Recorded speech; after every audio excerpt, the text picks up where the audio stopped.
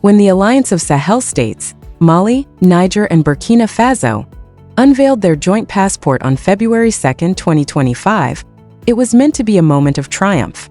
The rollout in Ouagadougou, attended by government officials and broadcast to international media, showed proud citizens receiving their new passports for the very first time. For the AES governments, this document was far more than an administrative tool. It was a declaration of sovereignty. After formally leaving ECOWAS in 2024, the three nations wanted the world to know, "We are building institutions on our own terms." But within hours of its launch, the celebration collided with a storm of controversy. Social media lit up with dramatic claims that the AES passport had already been rejected. Viral posts alleged that France refused to recognize it, the European Union would deny visas, and even China had dismissed its validity. One video circulating on TikTok sneered, "This is the shortest-lived passport in history." For ordinary people scrolling their feeds, the confusion was real. How could a passport unveiled with such fanfare already be useless abroad? And why would leaders showcase it publicly if it hadn't passed international checks? What mattered was not the accuracy of the rumors, but their speed. Almost instantly, the AES passport became more than a travel document. It became a battlefield for legitimacy. Western media picked up the controversy quickly. Headlines framed the story around questions of recognition before official clarifications were even issued. Instead of celebrating a landmark step in African integration, the global narrative focused on whether the rest of the world would accept Africa's sovereignty project. By the time regional broadcasters like Africa News aired footage of the launch, the misinformation had already set the tone of debate. For observers of Sahel politics, this was nothing new. The AES passport controversy fit the same pattern seen before, with Mali's withdrawal from French-led military missions or Burkina Faso's nationalization of its gold sector. Each move toward independence was met with scare stories predicting collapse, isolation, or rejection. Inside the Sahel, however, officials were prepared. They released clear statements emphasizing that the passport had been designed in compliance with International Civil Aviation Organization standards. That meant the passport was valid from day one, regardless of political noise. Passport recognition, they explained, depends on ICAO compliance, not the whims of individual governments. But disinformation spread faster than facts. Analysts from Disinfo Africa tracked coordinated accounts amplifying the same false claims across multiple languages. Their conclusion was clear. This wasn't organic confusion. It was a targeted campaign to erode trust in the AES project. Many of the earliest viral posts they discovered originated outside the Sahel, strong evidence of a deliberate effort to delegitimize African sovereignty. For African citizens, the bigger story wasn't about technicalities. It was about how quickly assertions of independence trigger global resistance. The AES passport, simply by existing, unsettled long-standing hierarchies of validation. Who decides whether an African passport is legitimate, Africans themselves or outsiders?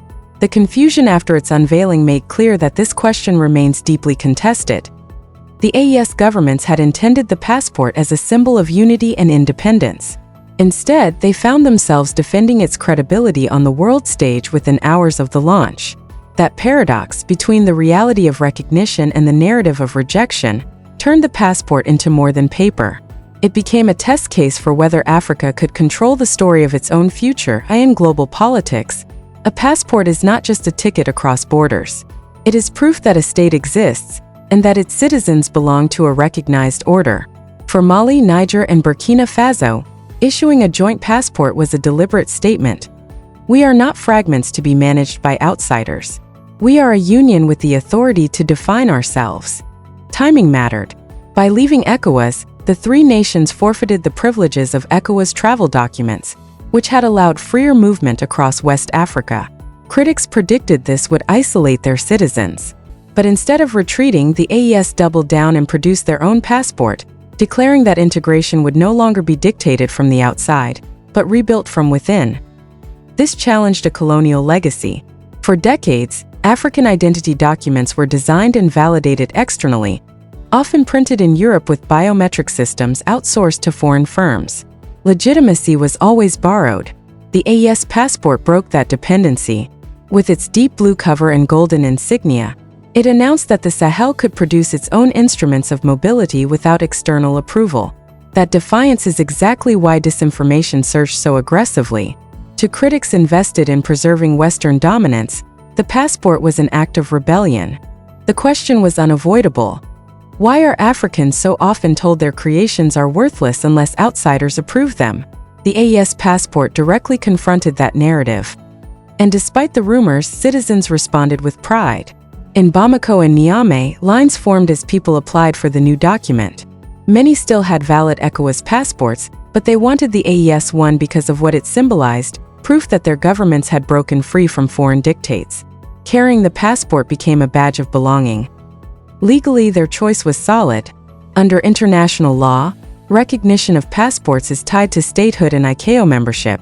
Since Mali, Niger, and Burkina Faso are UN members and ICAO participants, their joint passport carries automatic legitimacy. The rumors aimed not to challenge legality but to plant psychological doubt. The AES leadership countered this by framing the passport as a shield of independence. This wasn't about technical travel documents but about dignity. By embedding sovereignty into something ordinary people carry every day, the Sahel leaders democratized independence. The first real test came not in Africa but in Europe. For decades, African mobility to Europe has been tangled in suspicion, bureaucracy, and hierarchy. The AES passport collided with that system. Early applicants at European consulates didn't face outright refusal, but entered bureaucratic limbo. Appointment systems hadn't been updated, and Schengen databases still listed ECOWAS templates. Clerks struggled with overrides. These glitches looked like rejection, fueling online rumors. But the delays exposed something deeper: Europe's unease with African initiatives outside of its frameworks. Formally, no European country issued a rejection policy. But silence in the early days allowed disinformation to flourish. The episode underscored an imbalance. When Europe updates its documents, the world adapts instantly. When Africa does, it's met with suspicion. Observers notice patterns. Countries with colonial ties to the Sahel, particularly France, were slowest to issue clarifications. Meanwhile, nations like Hungary and Poland quietly began processing AES passports once their systems were updated. This unevenness revealed how history still shapes responses. Eventually, by mid-February, Schengen visas began appearing in AES passports, disproving the rumors. But the damage was done. Disinformation had shaped perception more effectively than any clarification could undo. If Europe hesitated, another global power acted with speed. China's response was immediate and unambiguous. Within days of the launch, Chinese embassies in Bamako, Niamey, and Ouagadougou confirmed acceptance of the AES passport. The Chinese Foreign Ministry reinforced the message in Beijing, dismissing rumors of rejection as baseless.